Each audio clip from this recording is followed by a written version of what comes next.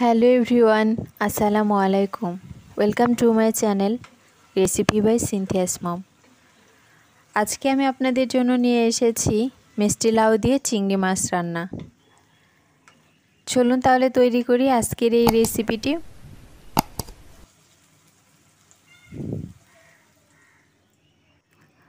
এর জন্য চুলায় একটা প্যান বসিয়েছি, তার মধ্যে পরিমাণ মতো তেল দিয়ে নিয়েছি। এর মধ্যে হাফ কাপ পেঁয়াজ কুচি দিলাম। এবার আমি এর মধ্যে 2টা কাঁচামরিচ ঝুরি করে রেখেছিলাম, সেটা দিয়ে দিলাম।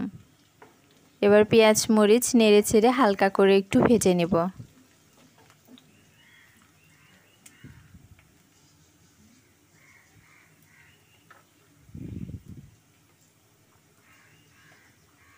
এবার এর মধ্যে শুকনো মশলা অ্যাড করছি। লাল মরিচের গুঁড়ো দিলাম 1 চা চামচ, হলুদের গুঁড়ো দিলাম হাফ চা চামচ, জিরা গুঁড়া দিলাম হাফ চা চামচ, লবণ দিলাম স্বাদ মতো, আদা রসুন বাটা দিয়ে দিলাম 1 চা চামচ।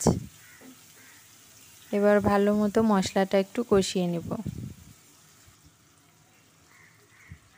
এবার এর মধ্যে সামান্য একটু পানি দিয়ে নিলাম, মশলাটা যেন পুড়ে না যায় সেই জন্য।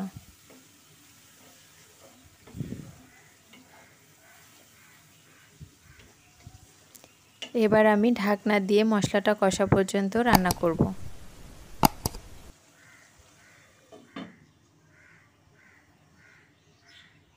এবার আমি ঢাকনা উঠিয়ে নিচ্ছি।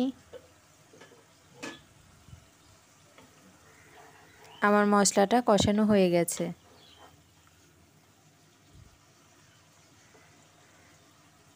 এবার এর মধ্যে আগে থেকে ধুয়ে রাখা চিংড়ি মাছগুলো দিয়ে দিলাম। আমি এটা শুটকি চিংড়ি মাছ নিয়েছি, পরিষ্কার করে আধা ঘন্টা পানিতে ভিজিয়ে রেখেছিলাম। এবার চিংড়ির সাথে মশলাটা ভালো মতো আবার কষিয়ে নেব।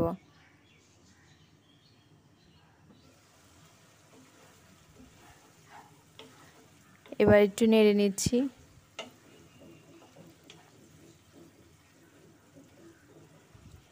আমার চিংড়ি মাছ কষানো হয়ে গেছে। এবার এর মধ্যে লাউগুলো দিয়ে দিচ্ছি।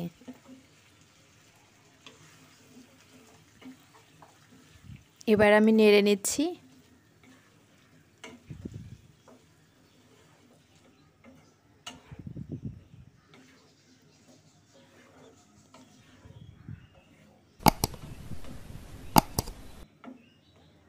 এবার আমি 2 মিনিট একটু ঢাকনা দিয়ে রাখবো।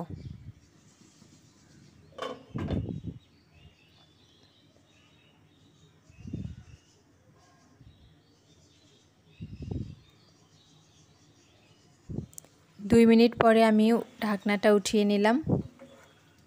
লাউ থেকে কিছুটা পানি বের হয়েছে। এবার এর মধ্যেও আমি কিছুটা পানি দিয়ে দিব।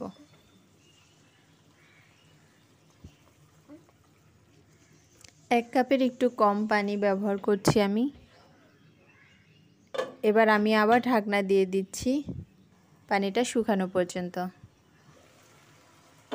আমার পানিটা শুকিয়ে গেছে। এবার আমি নেড়ে দিচ্ছি।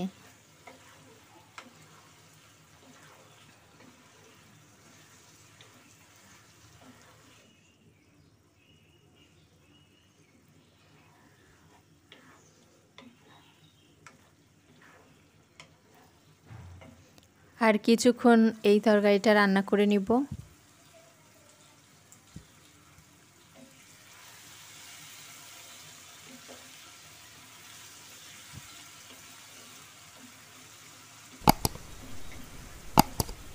আমার রান্নাটা হয়ে গেছে।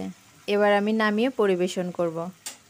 আমার আজকের এই রেসিপিটি যদি ভালো লাগে অবশ্যই এটা লাইক দিবেন, কমেন্ট করবেন এবং শেয়ার করবেন।